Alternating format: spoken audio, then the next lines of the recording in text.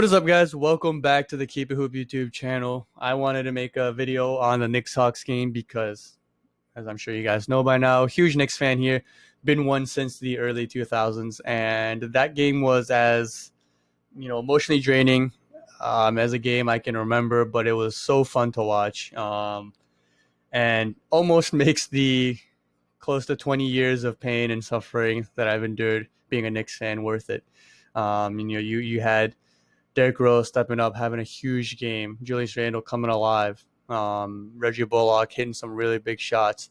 And then Obi Toppin and Emmanuel quickly, man. These two rookies, and then Toppin being the hometown kid, continue to impress me. They're improving in front of our eyes and showing up in these big games, and it was great to see. Now, the Knicks still have a lot of work to do, right? Atlanta missed some easy shots. They sat Trey for, I think, too long, and I think Nate McMillan will learn from that. And, the first half was pretty ugly. But yeah, to see the Garden the way it was for the second game in a row, to see playoff basketball back in New York, it was super fun. And I'm excited for the rest of the series, man. I said this going into the series. I think that, this is going to be a 7-game series. I think most of the games are going to be really close. Physical down to the wire, and so far, to be honest, it's everything that I've expected. And it's gonna be interesting to see what the home court advantage for Atlanta will be like, because I know there are a lot of Knicks fans in that area, and I'm sure some Knicks fans are even traveling down there. But yeah, we'll see how it goes. But I wanted to start here in the third quarter because I think that's when the game really changed. Right, Atlanta ended up getting a double-digit lead midway through the quarter. And it looked like the Hawks were just going to be able to pull away. And I was ready to just turn away. It was getting really frustrating.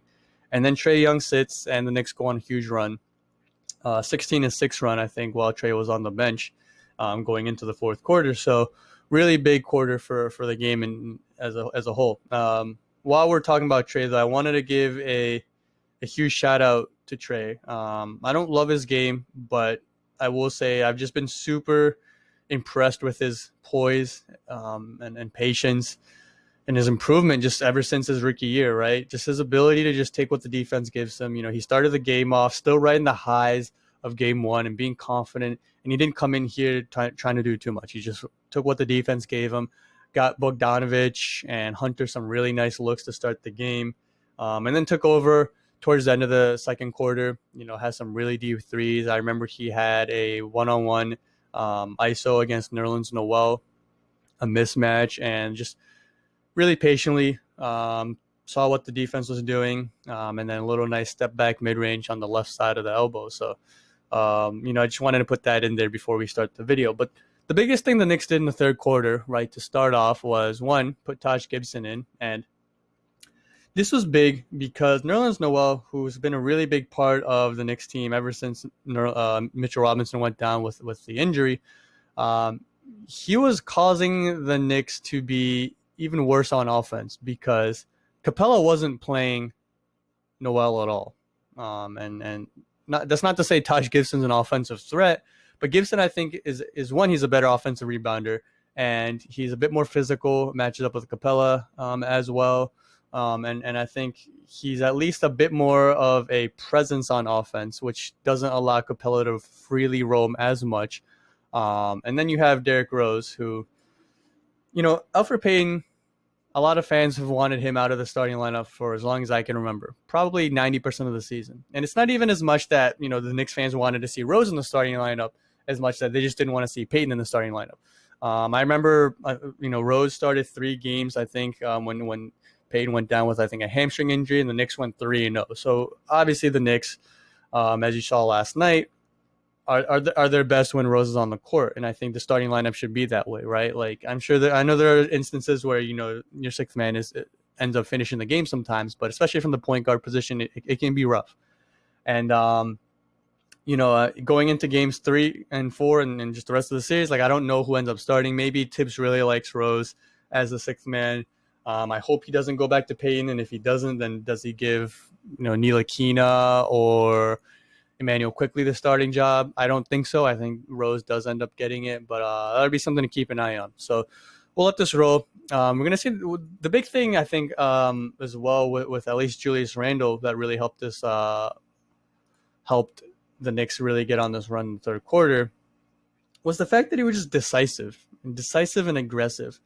And I think that the coaching staff really told him, he gets this pick and pop and just immediately lets it go. There were times to start game two and also a lot of game one where he was getting the ball here, same thing on the other side. Getting in decent spots, but I think he was just overthinking things, trying to read the defense too much.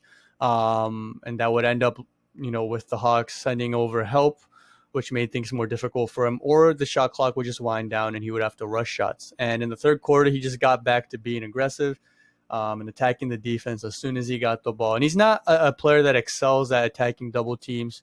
He's more of a guy that just with his quick first step and strength at his height and size and the ability to make shots both inside and outside, he's just better off when he's being decisive as soon as he gets the ball. And he got back to that in the second half last night, which was huge. So this play just another example of how much, Trae Young has just improved and his poise. I think there are times in his rookie year where he might have just shot this right here or, kind of taking it out and trying to take the one-on-one mismatch with Taj Gibson, which isn't an awful play, but he does a really nice job of utilizing the snake dribble right here, goes back across. Taj Gibson does do a nice job of hedging pretty high up here. Probably has the wingspan to contest this three. Trae reads that, just extends the play. Really nice mid-range, wide open shot for him. This play right here, RJ ends up hitting a three off the dribble. This is going to be the next part in his development. A lot of the made threes he had this year, which he had a decent amount of, which I'm surprised at his 3-point percentage this season and how much it improved. But a lot of them came off of catch and shoots. If he wants to take that next step and become someone who can take over games, who you can kind of just give the ball to and say, here, kid, get us a bucket, he needs to be able to hit that three off the dribble because he can already do it from the mid-range. It's a shot he ended up taking a decent amount this season, but he needs to be able to do that from the 3-point range, and it'll open everything up for him, the mid-range, the getting to the basket, and the passing as well. So part of what the Knicks, just did better was just make shots, make or miss league. But, even on a play like this, again, Julius Randle getting the ball and immediately letting it go. I think it almost helped that the shot clock was winding down. But again, you can see now, he's starting to just be a bit more confident and comfortable in just getting the ball and going. Really simple play here. There are times when the Hawks offense still just looks a lot more simple than the Knicks one. Trae's not even going to get the assist credit for this, but gets the hockey assist, right? You see how close Julius Randle has to play Trae Young just so he can't have the wide open lane. Because if Trae Young can get into the lane, right, then Bullock has to come out. So then you have Bogey wide open, and then it just creates a lot more of tougher matchups. So Julius has to come over and slide over, which means RJ has a tough decision, right, and he has to kind of guard two people for a split second.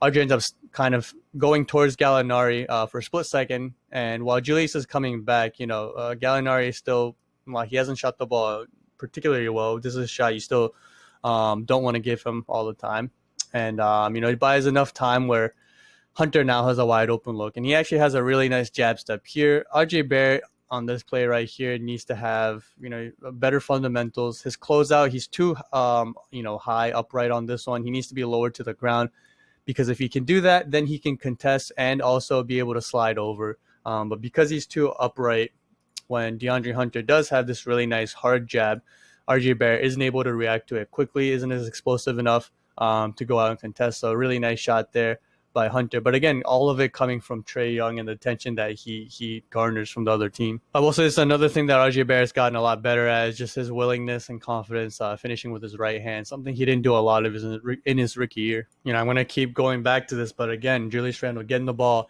and attacking Gallinari immediately. And he did a pretty good job of attacking Gallinari in that third quarter especially, but again, attacking him 2 feet into the paint. You can see the amount of pressure he puts on the Hawks defense, right? Bogdanovich has to come over. Capello's there. He's already past Gallinari. And then you have the likes of, Kevin Huerter looking, Trae Young looking as well.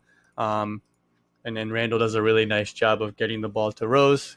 Gets this three to go as well. Huge night for Derrick Rose. Same thing, right? Off of a stop, attacking immediately. No playing around. Just being aggressive.